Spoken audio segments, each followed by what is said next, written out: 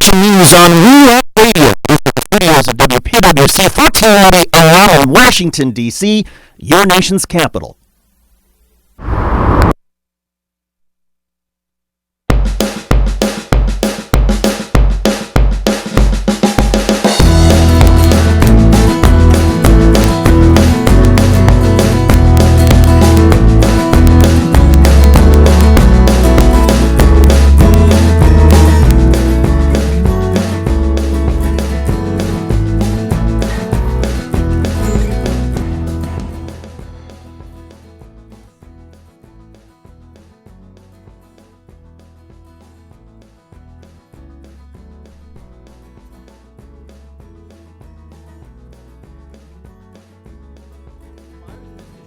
Having a convention right here in the Washington, D.C. area this weekend, and you can definitely support them or even go to the convention by checking out SIA Convention 2013, Survivors Institutional Abuse Convention 2013. I'll be there.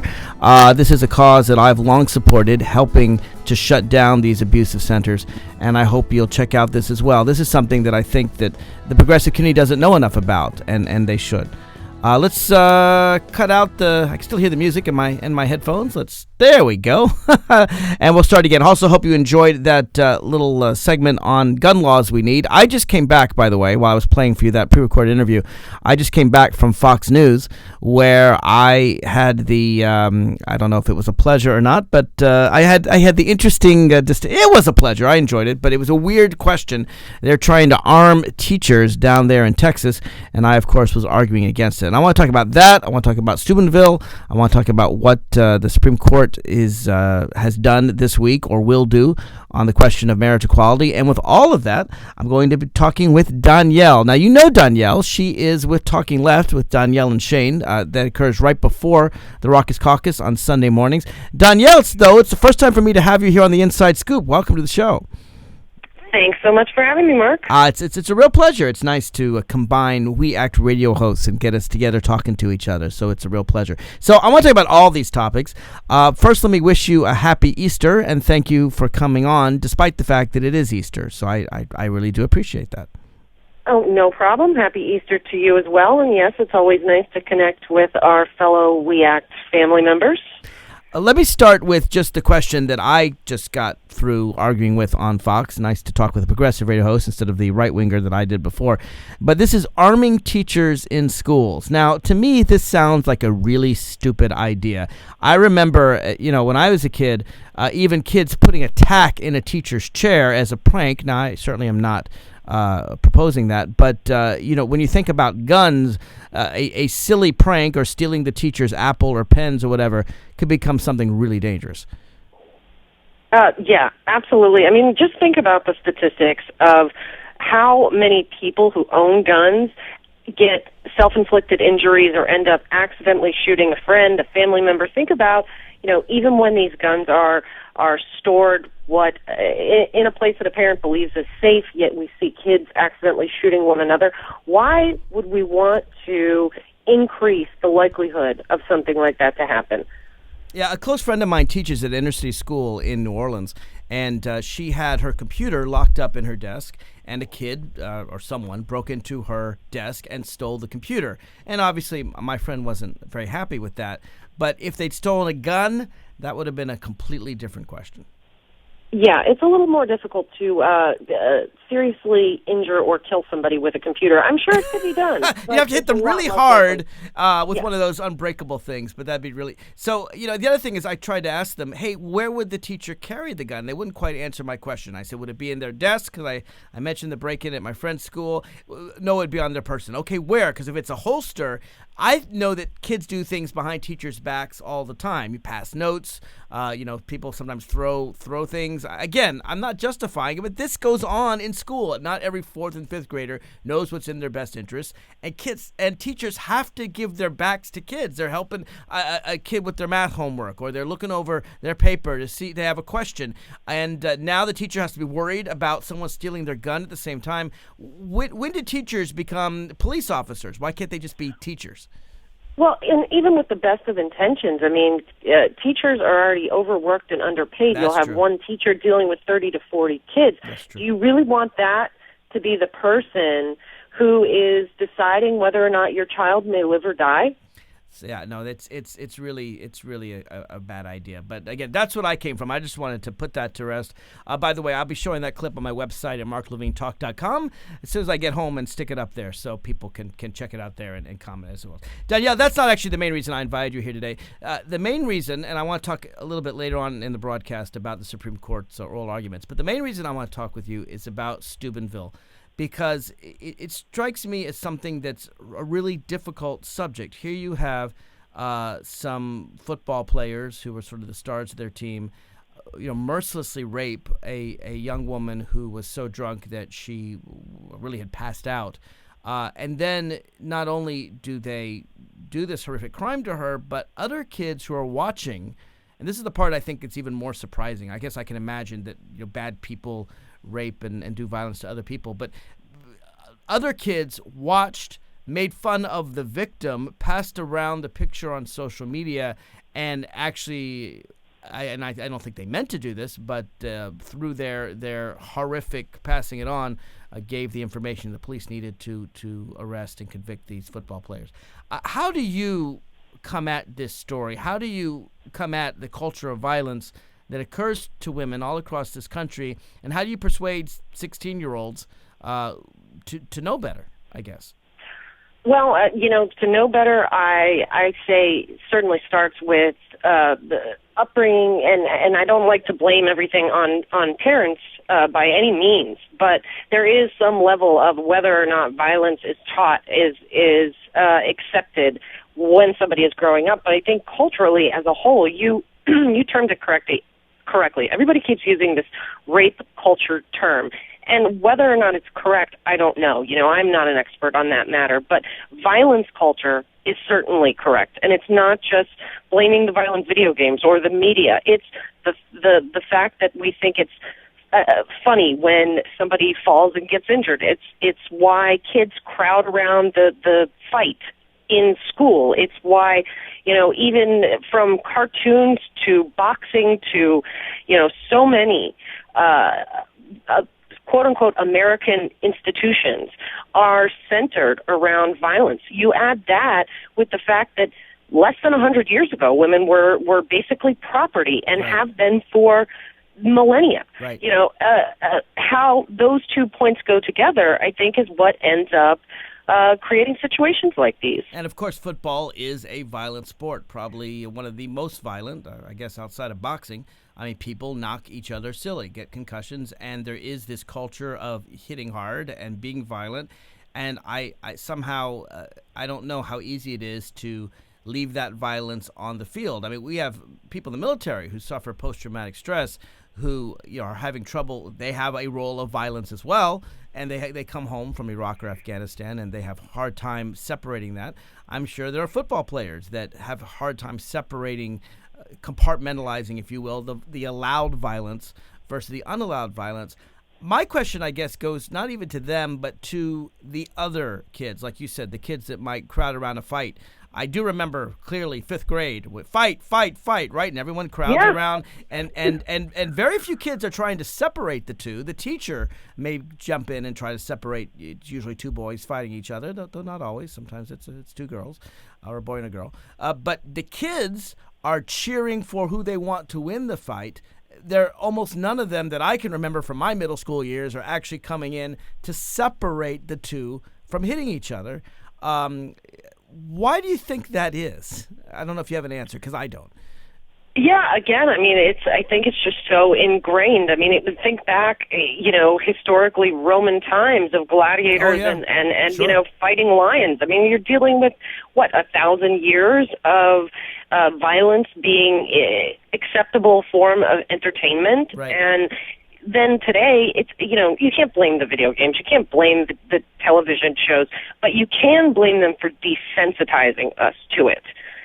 Just seeing it over and over again, and it's not it's not real. It's entertainment. You don't have to feel like that person is a victim or like you're responsible for what may happen to them because it's on a television screen.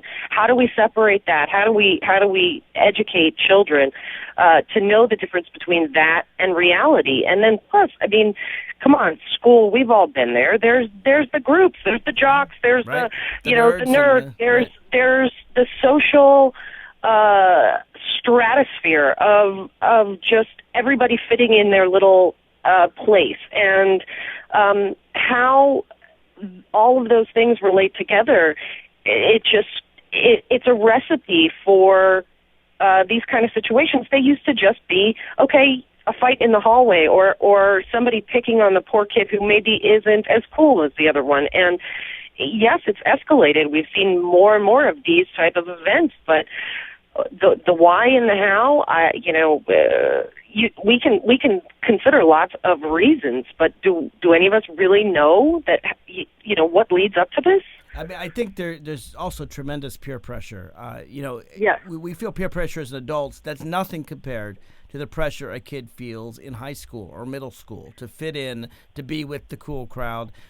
Frankly, this is harmful to a lot of kids who are different and different in ways that enrich us. I mean, the kid who's the artist, the kid that's the poet, the kid that's the musician or the writer, or the kid that's gay or lesbian, or the kid that is transgender, or maybe even a kid with disability, or whatever it is. The differences among us, it could obviously be in a very white area, the black kid, in a very black area, the white kid, a Latino kid. Anyone that's different for any reason is likely to be picked on. And I guess my question is, as we celebrate diversity in America, as we should celebrate diversity, how do we inculcate that in kids? And I actually think it can be. I think you could teach a child to see someone that's different and say, hey, wow, that's really cool. Oh, you're from a different culture? Oh, tell me about your culture. Tell me about your religion. Tell me about your traditions. And see that as, wow, that's something new and different and interesting, and not, oh, wow, that's something that's different and awful and horrific. I think we can train kids that way. I think so too, and I think part of it will come as our society as a whole becomes more multicultural. I mean, I think we somehow have to get a handle on this violence and the bullying in schools. But as more kids are exposed to that earlier on, I think that there won't be so many of those differences. You know, I went to school in South Florida, and there were, in my kindergarten class, there were 17 different countries represented. Wow. 17 different countries. So from that early age, I was exposed to all different kinds of cultures, religions, race, and I found that growing up, I didn't look at people differently as badly. So maybe that's something that comes with time. And how much of this is gender? I mean, just boys and girls, men and women, men considering women to be, I mean, this poor young woman, this victim, was treated like a thing, like a possession, like I can't think of enough negative words. I mean, she was treated as this object to play with rather than a human being. Do you think that feminism helps to disrupt these ideas? Or is this something that we're just going to see across all cultures? I mean, how do you teach young boys to respect young girls? Well, that last question, I wish I knew, but I think it's time and education. It's understanding that gender or race or whatever input, whatever diverse factor here is still equal. We saw the same thing, that it was okay to treat black people like this in the South. That's how children and teenagers grew up, that it was okay because they were different. They were not human in the eyes of white people in the South. And the same thing was culturally. Women are the same, in the same boat. For 1,000 years they were property, with a few exceptions, like in Egypt and the rare occasion. But they were part of the dowry that went from brother and father to husband and sons. They were an item, simply there for procreation and serving men's needs. And it's going to take a long time, just genetically, to get those genes, those traits out of our society. Here's, I guess, what I'd like to teach kids, and I think it's a solid progressive value. I think when you teach people about justice and fairness, here's the thing. There's always going to be rotten, violent people on this planet. I wish it weren't true, but I'm not so naive as to think that there won't always be evil, violent people on the planet. What strikes me in that way is the football players, as horrible as they were, actually, sadly, surprised me less than the other kids around who didn't call their parents or 911 or the police. To me, part of, and this is something that we can taught to young men as well, chivalry sometimes gets a bad word, particularly to the extent that chivalry means putting women down or treating women as less than or inferior. That's a terrible thing, and feminism is rightly helping to end it. But the extent that chivalry means protecting those that are in trouble, protecting someone who is getting hurt, protecting a victim. It could be a man protecting a woman. It could be protecting a man that's in trouble. It could be a woman protecting another woman. It doesn't have to be sexist to say that protecting the weak should be seen as a badge of honor. We stand up, or at least we properly should stand up. You're in the metro in Washington, D.C., and an elderly person comes and they need a place to sit. Most people, I would think, would stand up and let the elderly person sit. That's chivalrous. It's not a male-female thing. It's just saying that we recognize, hey, I'm strong enough to stand up, and you need to sit down. I think we can teach that value and wear it as a badge of honor, even if you have to appeal a little bit of machoism to say, hey, I'm strong enough that I know that it's part of my duty to protect people who are suffering, who are victims here. Yeah, it's all about equality. Think about the LGBT struggle going on right now. As more and more people see that their family member, their friend, their coworker comes out and they realize that, hey, somebody I love is impacted by these horrific discriminatory laws, and they realize that they're wrong. It's the same thing when your sister is, God forbid, victimized or assaulted, or your nephew is bullied in school, or your next door neighbor who maybe is Muslim or African American gets picked on or protested because of their color, their religion, etc. As people see that this person is equal to me and they're not being treated equally, hopefully our society can change. I like to think that we're better than this.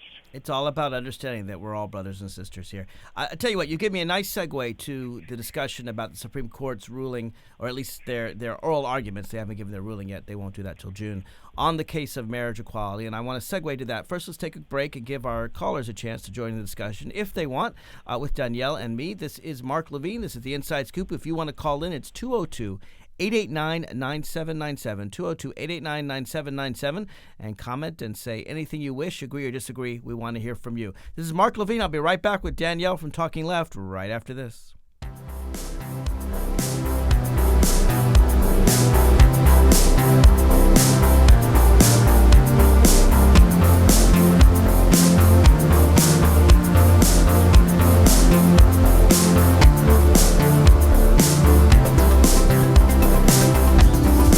You're listening to WPWC We Act Radio, 1480 AM, weactradio.com.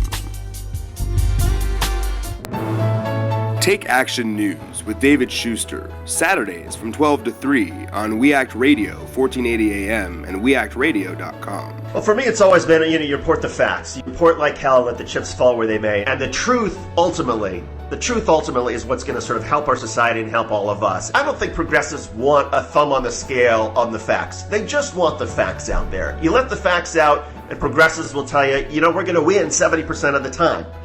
You may quibble with the percentages or whatnot, but I think that's just sort of what progressives are looking for, and I think that's where this all sort of meshes with my interest as a journalist. And my interest as a journalist is report the facts. Here's what's going on. Here's what the facts say. Here's what history says. Here are the lessons we know we have learned. And let people draw their own conclusions. And I think what's so unfortunate right now in the world of broadcast media is I do think that a lot of conservative radio, certainly conservative television, they're not interested in facts. And that's ultimately where I think conservative media is going to have its downfalls, that Americans are hungry. They're just hungry for basic information, hungry for basic facts. You report like hell. you let the chips fall where they may. I think it's natural for all of us who care, who are passionate about politics, who feel like we have a sense about the difference between right and wrong. I think it's okay to let that be part of your coverage. It's important for all of us as broadcasters and journalists. In this day and age, we have to be authentic.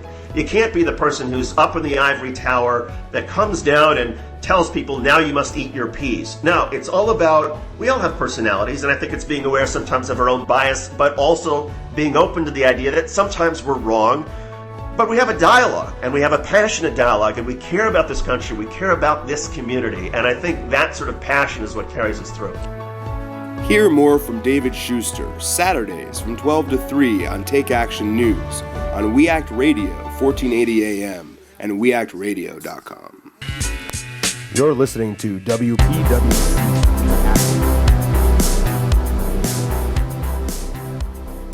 This is Mark Levine. I've got on the line a fellow talk show host with We Act Radio. Her name is Danielle. She's on Talking Left, and your show is right before mine, I think. Right, Danielle?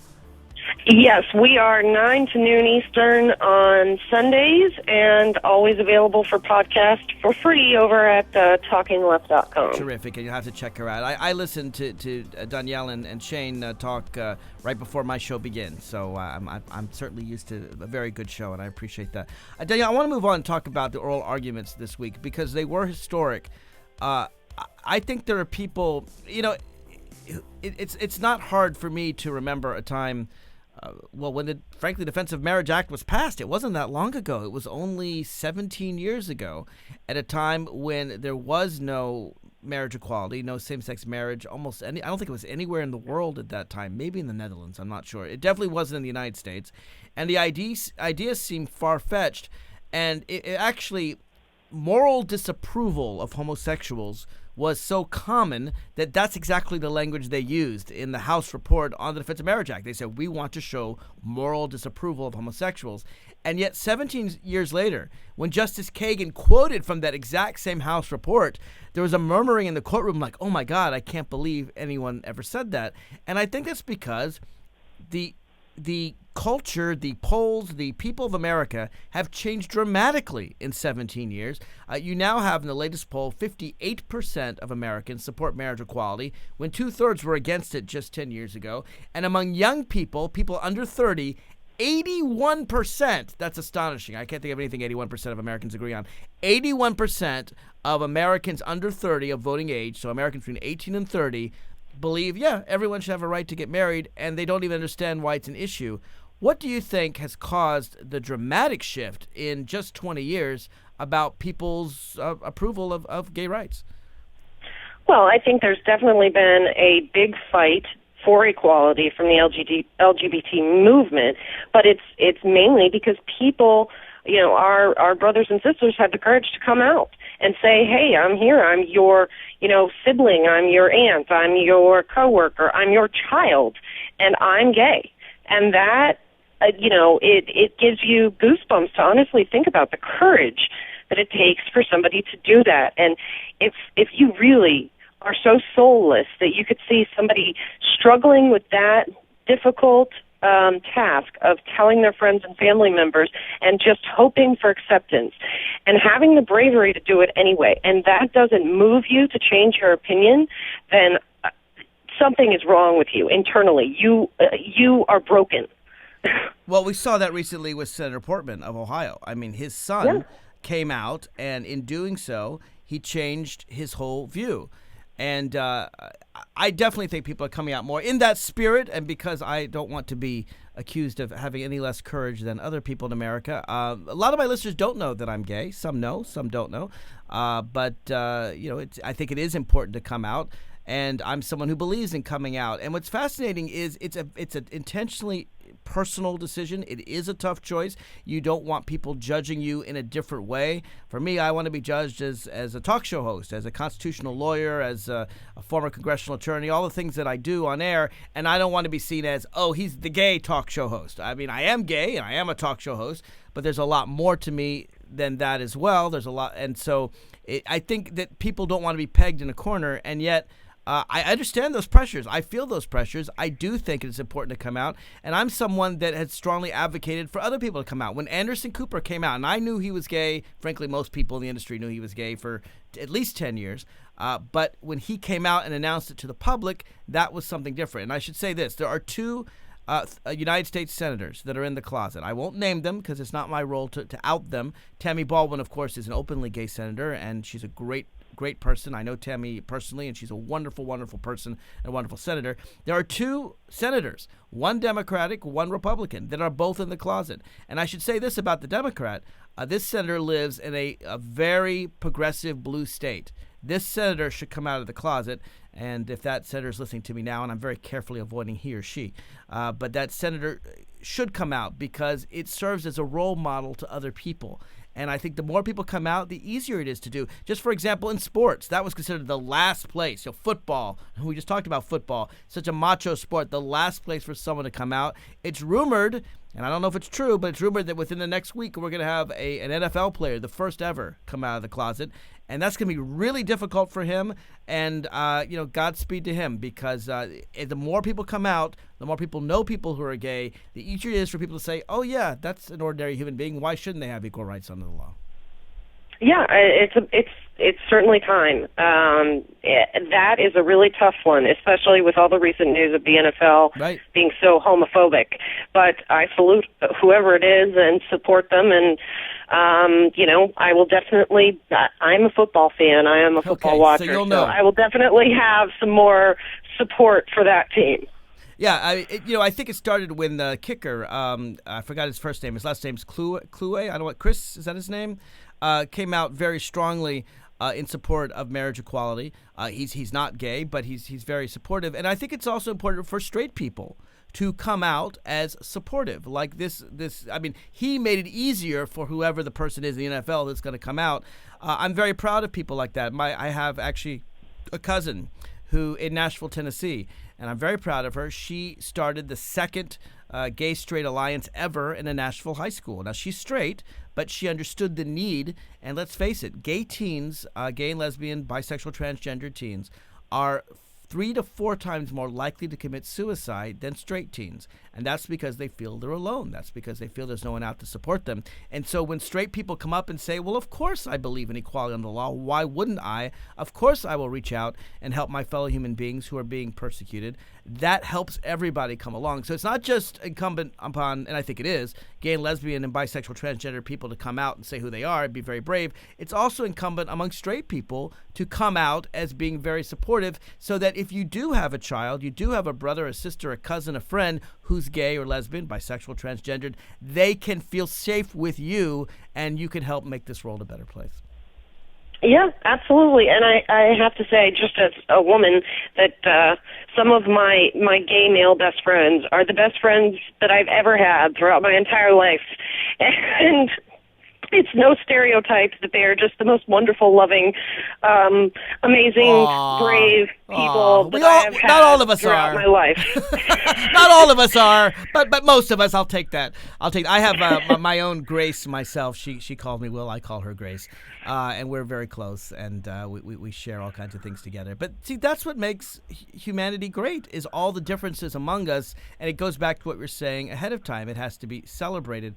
So to me, this Supreme Court hearing, I got to say, I did think it was coming. I did think we'd prevail. I still think we'll prevail. If we don't prevail in June, there's going to be some gay riots, I'm afraid to say, and not just from gay people. But I think we're going to prevail in California. I think DOMA is going to be struck down. DOMA, of course, is what makes marriages in Massachusetts, in Connecticut, in D.C., in Iowa, wherever they're legal, the equivalent of what Justice Ruth Bader Ginsburg called skim milk. They're not. They're incomplete. They give you marriage rights at the state level, but none of the marriage rights at the federal level, whether it be income tax filing or Social Security benefits or disability benefits. In the case before the Supreme Court, a woman who had been married to her partner for 40 some odd years, I think, maybe even longer. I know that she's in her 44 80s. years. 44 years. There you go. Yep.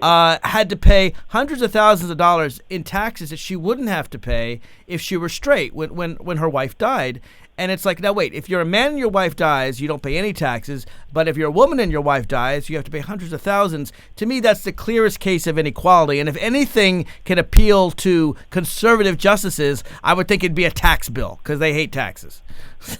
You would think so, but Chief Justice John Roberts obviously was looking for some of his own moral coverage in referring to this alleged gay lobby. It was obviously he was looking for some type of cover for when he votes against it. Why should he not cave to the pressure of the so-called gay lobby, which anybody who lives in one of the 30-plus states that still isn't allowed to marry the person that they love will adamantly tell you that the LGBT movement obviously doesn't have the political power that Chief Justice John Roberts thinks that they have. Here's the thing, all right? Are there groups that advocate for gay, lesbian, bisexual, transgender rights? Of course there are. Just like there's always been groups, at least since the NAACP was formed at the turn of the last century, and actually even before then, that advocated for racial equality. Just because the NAACP existed in 1903 does not mean blacks were treated equally in 1903. The problem with leaving all of this to the political branches is the problem with any time you have the tyranny of the majority. The reason we have a Bill of Rights, the reason we have a 14th Amendment, the reason I carry my Constitution wherever I go and look up equal protection under the laws is that sometimes the majority discriminates against a minority. And yes, I'm very proud of Massachusetts and Maryland and D.C. and Iowa and the New England states and Iowa and Washington for giving marriage equality. But my home state of Virginia doesn't have marriage equality. The place where I grew up, Tennessee, doesn't have marriage equality. I guarantee you the gay people there want it just as much as anywhere else in the country, but they don't have the political power to do so. So just because a gay lobby, as it were, exists, far less powerful than the oil lobby or the gun lobby or the corporate lobby. But just because people band together and advocate for their political rights doesn't mean they automatically win. And Chief Justice Roberts should know that. He happens to have a gay cousin and who has made very clear that her cousin knows that she's gay. And she has a long-term partner, and good for her for coming out as Chief Justice Roberts' cousin. I think it was Stephen Colbert that said that's going to be a very awkward Easter or Christmas. But it should be awkward. It should be awkward. It should be tough for you to look at your cousin in the eye and say, sorry, I don't think that you're equal in human dignity to me, and you deserve to live a second-class citizenship. It's very hard to tell someone that to their face, and it should be hard. Absolutely. He should have to live with that decision. And I think that's what his whole argument of the political power of, he used the term politicians are falling all over themselves to legalize gay marriage. Really? Democrats are. Then why are there still 30 states that don't allow gay marriage? Why is it still possible to be fired in many of the states in our country just for being gay? That's another thing that I don't think is getting enough discussion. Obviously, I support marriage equality, as do you, Danielle. But the Employment Non-Discrimination Act actually almost passed in 1996. At the same time they passed the Defense of Marriage Act, they failed by one vote. The Employment Non-Discrimination Act. I remember Al Gore was vice president. He was ready to cast the deciding vote. It lost 50-49. This act, which is still not law, says very simply, you can't be fired for being gay. And what's interesting, if you poll Americans all across the nation and you ask them, can you be fired for being gay? They all say no. They think that's already the law. They think because they know you can't be fired for being black or for being a woman or for being a different religion. They know about Title VII of the Civil Rights Act. They may not know what it's called, but they assume that you can't be fired for being gay. And that is true in some states, but it isn't true in many states. To this day, Cracker Barrel went to its employees and said, sorry, you're gay, we're firing you. And they could do that, and it was legal. And people don't even know that happens. And that's another very important piece of legislation, that it's not just marriage equality. It should be equal protection under the law in all its aspects.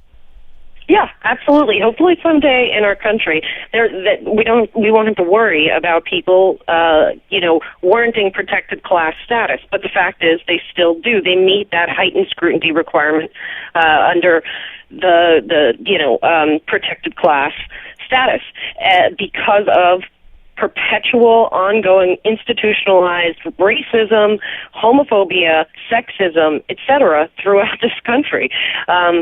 We can be better than this, but we need legislation. We need Supreme Court justices. We need leaders that recognize this fight and push it the right way, not people who are still, putting up these anti-equality pieces of legislation through state after state, just like the anti-abortion. These are the same men, white men, right, that wouldn't vote for equal pay for equal work. They right, wouldn't vote for the Violence Against Women Act. right. They're all putting up voter ID laws which disproportionately affect minorities. Right. And, of course, they're against gay marriage. That only leaves one group of people that they support: straight, or at least publicly straight, white men. And not just straight white men, but older straight white men. One of the Yes. really powerful things about, and by the way, there's nothing wrong with being older straight white men. Some of my best friends go for are it. older straight white men. It's only if you're an older straight white male, I should probably say evangelical Christian, who doesn't want rights for other people, is non-union. I mean, you're talking about a very, very tiny box of people. But one of the things I want to point out is that it is the elderly, because the youth gets it. And what's so fascinating about gay rights is I don't think you can find any other issue in the country that has as strong an age divide as this issue. You find that, like I said, 81% of Americans under 30 say, yeah, what's the deal with marriage equality? Of course. Why wouldn't we have it? Over 60, people over 70, even some liberals, frankly, have some problems with it if they're over 70. Although what the recent poll in the Washington Post showed, to my pleasure, actually, is that actually older Democrats are now getting it. That's actually the biggest change in just 5 years. You found 2/3 of Democrats over 60 opposed marriage equality just 5 years ago, and now 2/3 support it. So now you have a case where young people of all political groups support it.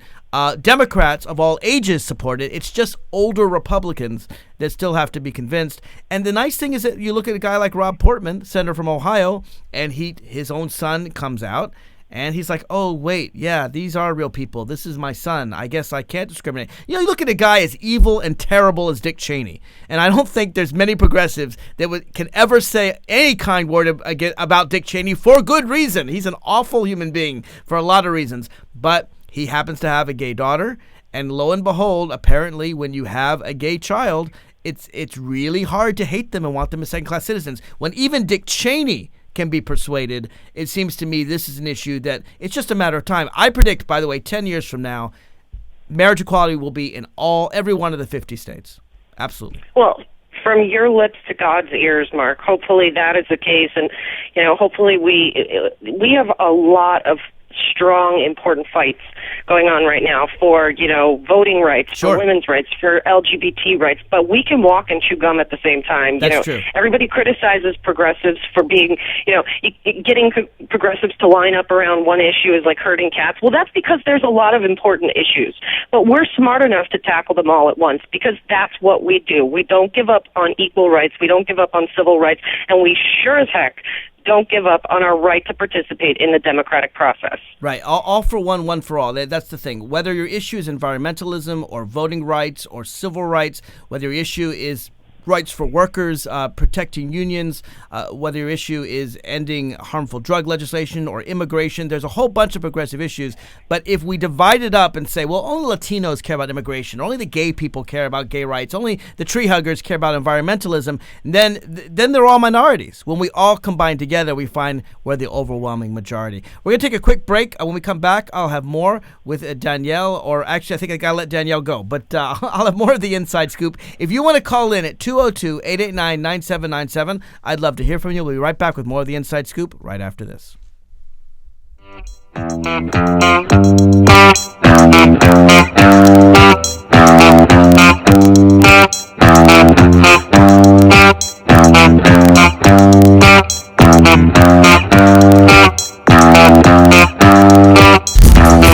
You're listening to WPWC We Act Radio, 1480 AM. WeActRadio.com. Friends, David Schuster here, and all of us at We Act Radio are so proud of our neighbors here in Southeast D.C., especially one of our partners, the Ark. The Ark is at 1901 Mississippi Avenue Southeast. It's the home to some of Washington's best, including the Washington Ballet, the Levine School of Music, Boys and Girls Club, and the Children's Health Project. All provide a number of programs and services within the very same facility. The Ark is also home to the Ark Theater, the only theater east of the river, which hosts a variety of dance, music, and theatrical shows each year. Almost everything you could want is at the Ark, so stop by and see them. The Ark, 1901 Mississippi Avenue in Southeast.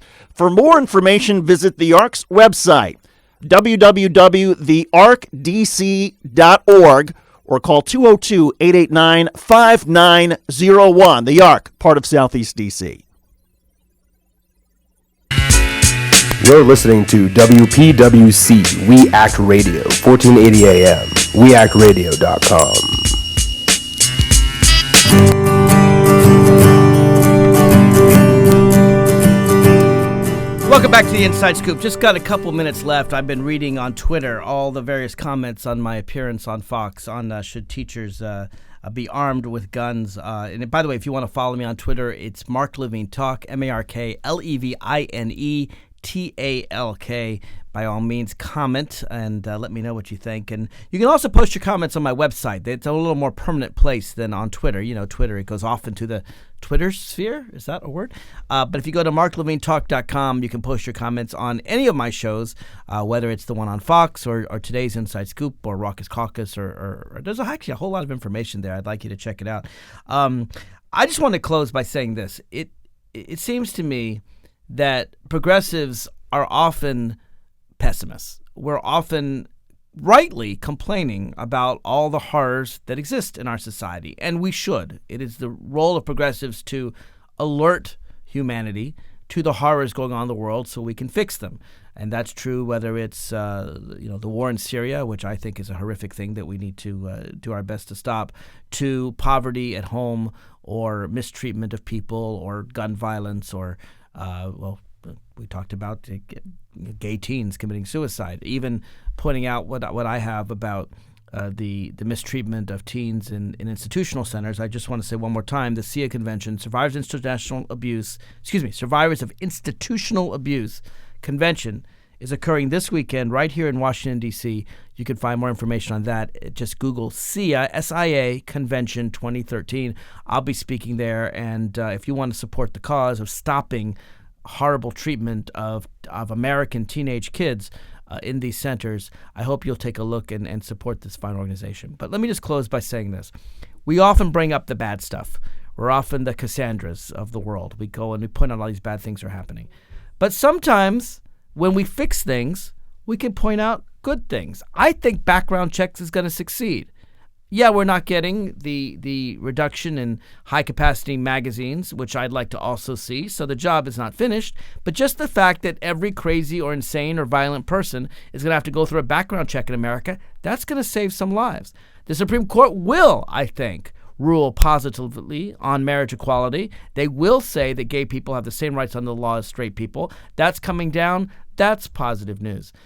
So let me, on this Easter day, whether you celebrate Easter or Passover as I do, which of course is a celebration of freedom, let's reflect on the positive things, because we are making progress. We do have a Democratic president. He ain't perfect, to be sure, but a lot better than when George Bush was in office.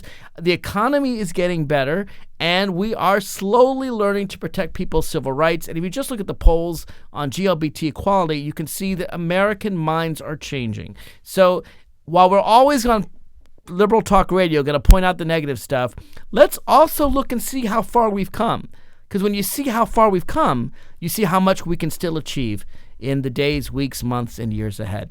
This is Mark Levine. Come join me next week on We Act Radio, AM 1480. Raucous Caucus at noon, Inside Scoop at 1. For now, though, I'm going to have to sign off. See you next week.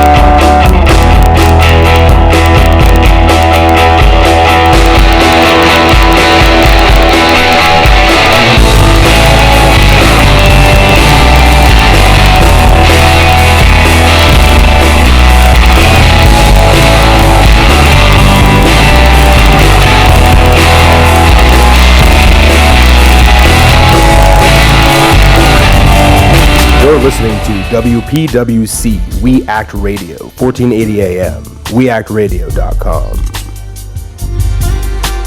Hello, my name is Jim Gray, and I am a judge of the Superior Court in California and a former federal prosecutor in Los Angeles. I would like to talk to you for a moment about marijuana. Did you know that since the federal